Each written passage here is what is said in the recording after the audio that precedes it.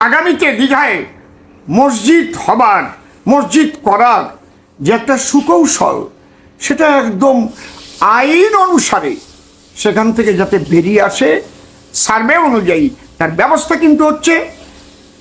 সাধু সাবধান। নমস্কার, কয়েকদিন পরে এলাম আপনাদের সামনে। ভীষণ ব্যস্ত ছিলাম। ভারত এবং পাকিস্তানের এই যুদ্ধ পরিস্থিতির মধ্যেও আমাকে একটা কথা বলতেই হচ্ছে, ক্ষমা করবেন, সবাইকে আমি শ্রদ্ধা জানাই। এর মধ্যে দিয়ে একটা বিরাট বিরাট কাজ চলছে, যেটা আপনারা আগামী দিনে বুঝতে পারবেন যে কত বড় একটা চক্রান্ত চলছে। দীঘাতে জগন্নাথ কালচারাল সেন্টার হয়েছে, খুব ভালো। জগন্নাথ মন্দির হয়েছে, আমি শ্রদ্ধা জানাই। মাননীয় মুখ্যমন্ত্রীকেও আমি এ বিষয়ে শ্রদ্ধা জানিয়েছি, ধন্যবাদ জানিয়েছি। কারণ তারা বলে থাকেন যে শুধু বিজেপি এই মন্দির, হিন্দুত্ব এগুলো নিয়ে, রামনবমী এগুলো নিয়ে তারা রাজনীতি করে থাকে। আজকে মাননীয় মুখ্যমন্ত্রী তিনিও মন্দির করে তাকে প্রমাণ করতে হচ্ছে যে তিনি খাঁটি হিন্দু। ভালো কথা, করুন।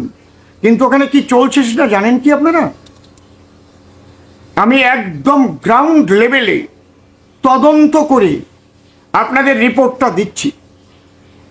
ওখানে ভীষণ ভিড় হচ্ছে, কিন্তু তার 70% মুসলিম ভাইরা যাচ্ছে ওখানে।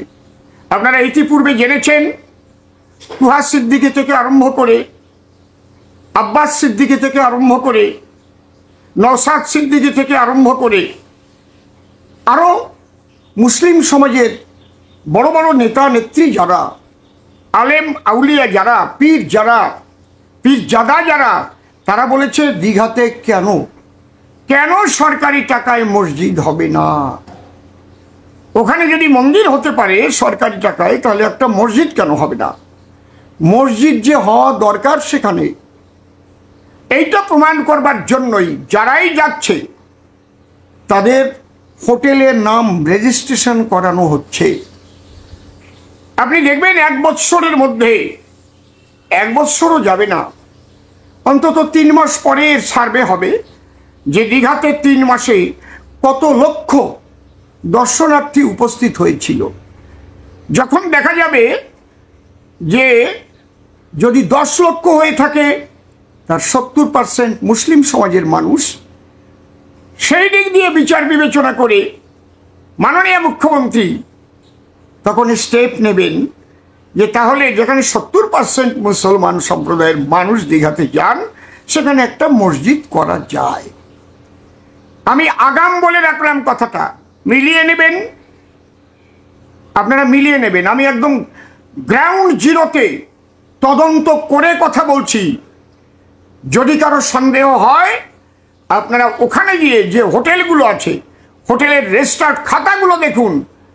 আমাদের মানুষ যাচ্ছে, হিন্দু সম্প্রদায়ের মানুষ যাচ্ছে, সকালে যাচ্ছে, দুপুরে ফিরে আসছে, দুপুরে যাচ্ছে, বিকেলবেলা দেখে শুনে ফিরে আসছে, রাত্রিতে কম মানুষ থাকছে। কিন্তু মুসলিম সমাজের যারা যাচ্ছে তাদের উপর হয়তো বা কোনো কড়া নির্দেশ আছে, তুমি থাকো আর না থাকো, ওখানে হোটেলে রেজিস্টার্ড খাতায় নামটা লিখো। এটা প্রমাণ দেওয়ার জন্য এর মধ্যেও আমাকে এই কথাটা বলতে হলো। কেন জানেন? এটা না বলে পারছি না।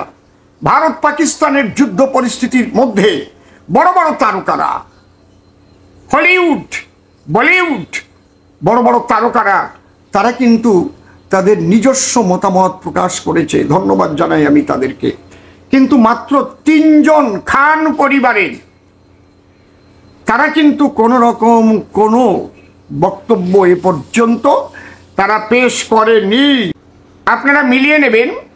তাদের একজনের নাম হচ্ছে আমির খান, আর একজনের নাম হচ্ছে শাহরুখ খান, আর একজনের নাম হচ্ছে সলমান খান। তাহলে এই যে শেখ সৈয়দ মুঘল পাঠান খান, এরা কিন্তু চাইছে না, আমার মনে হয় যেটা, যে পাকিস্তানের উগ্রপন্থী জেহাদিদের বিরুদ্ধে ভারত অ্যাকশন নিক, তাদের ঘাঁটি গুড়িয়ে দিক, তারা কিন্তু কোনো রকম কোনো বক্তব্য রাখেনি। এই জন্য বলতে বাধ্য হচ্ছি কেন, আপনারা বুঝে নেবেন। আগামীতে দীঘায় মসজিদ হবার, মসজিদ করার যে একটা সুকৌশল, সেটা একদম আইন অনুসারে সেখান থেকে যাতে বেরিয়ে আসে, সার্ভে অনুযায়ী তার ব্যবস্থা কিন্তু হচ্ছে। সাধু সাবধান, এটাই আপনাদের বুঝিয়ে দিলাম। নমস্কার, ভালো থাকবেন।